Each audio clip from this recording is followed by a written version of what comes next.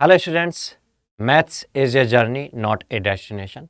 Gate 23 की जो journey है उसका एंड होने ही वाला है और डेस्टिनेशन सब लोग का एक ही होता है कि हमारा इतना अच्छा रैंक आए कि हमें पीएसयू मिल जाए, कोई आईआईटी में हमारी मनचाही स्ट्रीम मिल जाए, अच्छे आईआईटीज़ में हमें एडमिशन मिल जाए, जिससे कि हमारे करियर को बहुत ऊंचाई मिल सके। तो इस जर्नी में मैथमेटिक्स बहुत इम्पॉर्टेंट रोल प्ले करता है, क्योंकि गेट में मैथमेटिक्स का जो वेटेज होता है, फिक्स वेटेज होता है, फिक्स्ड टॉपिक्स होते हैं और हम डेफिनेटली उन टॉपिक्स के लिए प्रिपेयर करके max to max means complete पूरे के पूरे मार्क्स आराम से अटेम्प्ट कर सकते हैं और सही करेक्टली अटेम्प्ट करें तो मार्क्स भी पूरे के पूरे गेन कर सकते हैं।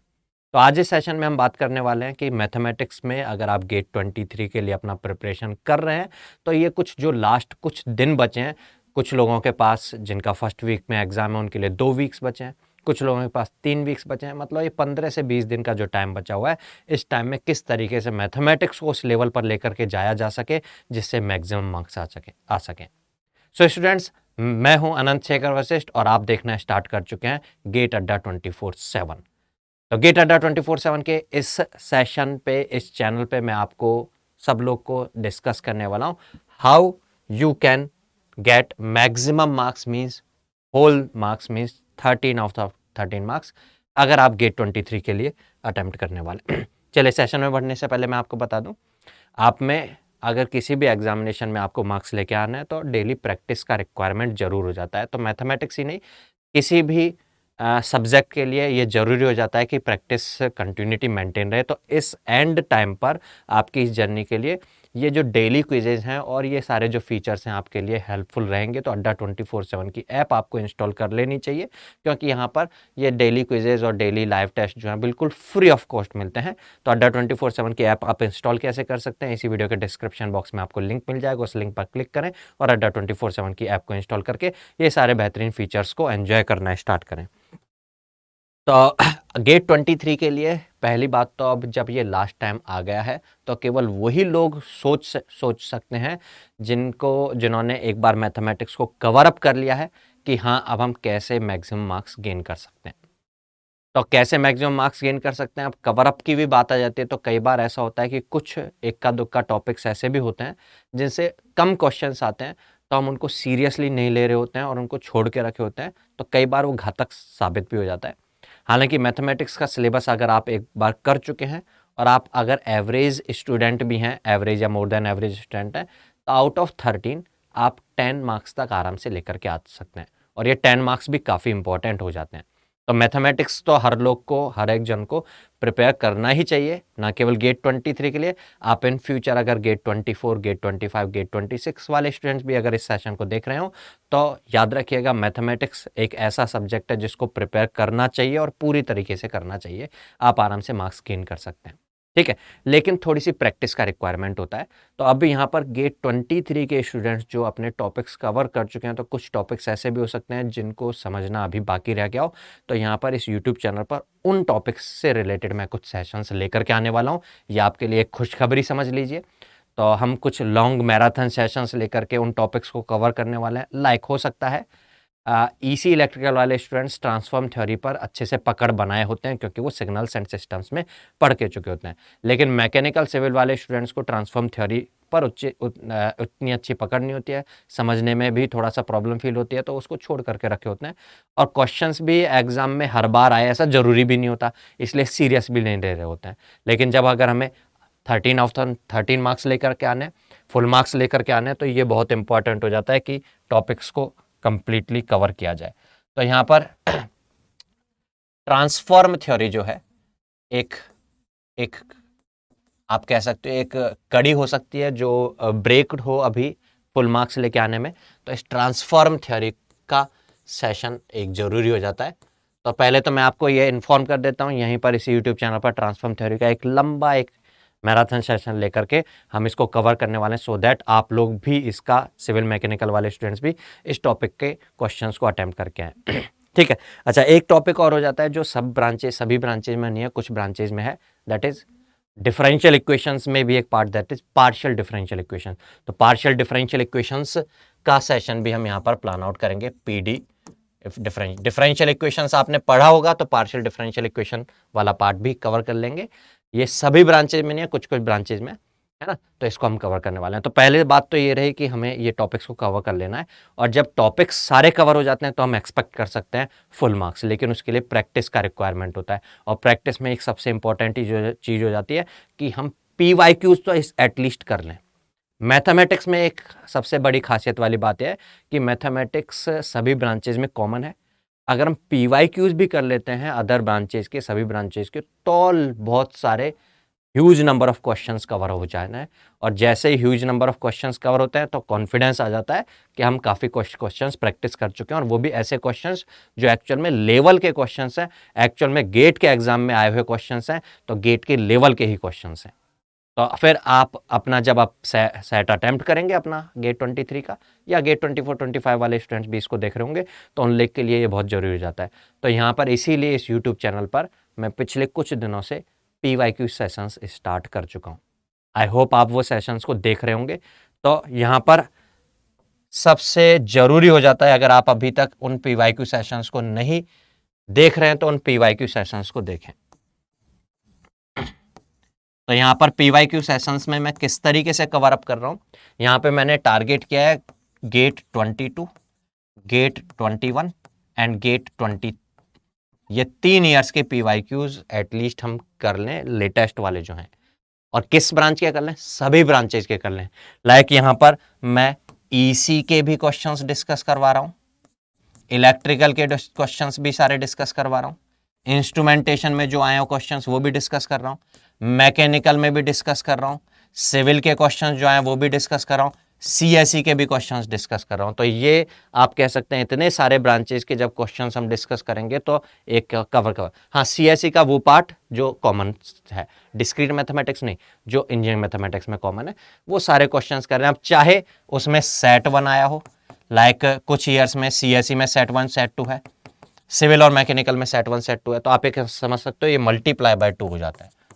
CSE में भी एक साल में नहीं आया, बाकी साल में सेट 1 सेट 2 है, तो इतने सारे क्वेश्चंस करने हैं। अब एक सेशन में ये क्वेश्चंस नहीं हो सकते हैं। एक सेशन में अगर मैं एवरेज मान के चलता हूँ, एक टॉपिक से अगर 2 क्वेश्चंस होते हैं, कई कई 3 क्वेश्चंस भी है, कुछ ऑलरेडी PYQ सेशंस हो चुके हैं, उनको देखिए आप, है ना। उसका जो लिंक है, मैं जो इससे पिछले PYQ सेशंस हो चुके हैं, नहीं तो मैं भी ओपन करके दिखा दूंगा आपको, ठीक है।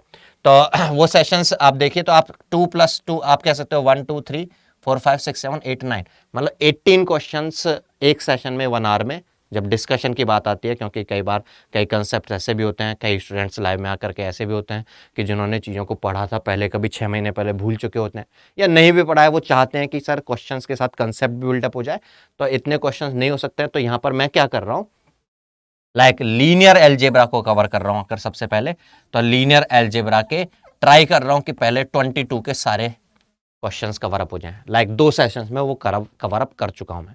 उसके बाद 21 के सारे क्वेश्चंस कवर अप हो जाएं, वो भी 2 सेशंस में कवर अप हो रहा है। ऐसे ही 22 के लीनियर अलजेब्रा के सारे क्वेश्चंस कवर अप हो जाएं, तो पहले लीनियर अलजेब्रा को हम कवर कर लेंगे, इसी तरीके से फिर हम डिफरेंशियल इक्वेशंस को कवर अप करेंगे, इस तरीके से फिर हम डिफरेंशियल इक्वेशंस को कवर अप करने के बाद फिर बेसिक डिफरेंशिएशंस को कवर अप करेंगे, बेसिक डिफरेंशियल कैलकुलस को कवर अप करेंगे, वेक्टर कैलकुलस को कवर अप करेंगे।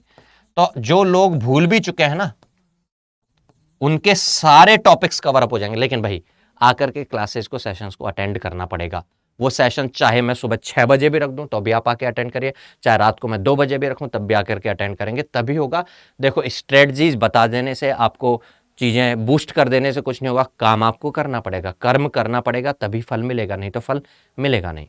ठीक है, तो आप इन सेशंस को, हम इस जो ये बचा हुआ टाइम स्पेन है, इस टाइम स्पेन में अगर सभी टॉपिक्स को कवर अप करने में कामयाब हो जाते हैं, इन तीनों जो साल हैं, इन तीनों साल के PYQs को, तो भी बहुत high amount of questions practice हो जाएंगे। और मैं मान के चल रहा हूं, मैं ये कह रहा हूं, ये कॉन्फिडेंस आप बना सकते हो कि हाँ, अगर ये क्वेश्चंस कर लोगे ना आप इस टाइम पर में भी, तो अभी आपको सारी चीजें जो हैं वो कवर अप हो जाएंगी। मतलब this is a very good way to revise all the topics and all the type of questions in live।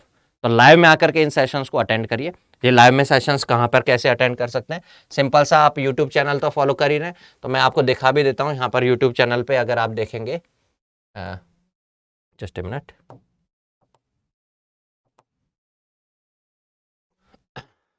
तो यहाँ पर आप YouTube ओपन करेंगे अगर, तो अपना जो अपना प्यारा सा चैनल है दैट इज गेट अड्डा 24/7, अगर आप सर्च में डालेंगे गेट अड्डा 24/7, तो मैं एक बार खोल के दिखा देता हूँ, देखो क्या क्या हो चुका है, क्या है। तो यहाँ पे अपना जो चैनल है गेट अड्डा 24/7, यहीं पर आप वीडियोज़ में जाकर के देखेंगे, आप प्लेलिस्ट में जाकर भी देख सकते हैं। प्लेलिस्ट में जाके देखने का फ़ायदा होता है कि और भी चीज़ें सारी प्लेलिस्ट में नज़र आ जाती हैं। तो देखो ये सारी प्लेलिस्ट आपको नज़र आ रही होगी। यहाँ पर प्लेलिस्ट में ही थोड़ा सा और आगे बढ़ करके देखते हैं अगर हम, तो मैथ्स वाले जो सेशंस हैं उन मैथ्स वाले सेशंस का ये प्लेलिस्ट है जहाँ पर मैं ये डिस्कशन कर रहा हूँ, ठीक है। अच्छा, प्लेलिस्ट की बात आई है तो आप सब लोग अवेयर होंगे, यहाँ पे 5 मिनट रिवीजन सीरीज सेशंस भी हैं, जिसमें 5-5 मिनट में मैं एक एक टॉपिक्स को रिवाइज करवा दे रहा हूँ, जिसमें उसका कंसेप्ट डिस्कशन, उससे रिलेटेड एक क्वेश्चन प्रैक्टिस और एक क्वेश्चन एज असाइनमेंट भी आपको मिल जाता है। तो इसको भी फॉलो करते रहें, उसके अलावा इस प्लेलिस्ट को फॉलो करते रहें। यहाँ पर अगर आप व्यू फुल प्लेलिस्ट करते हो तो इससे पहले मैंने कुछ 5 सेशंस लिए थे जिनमें क्वेश्चंस प्रैक्टिस करवाए थे।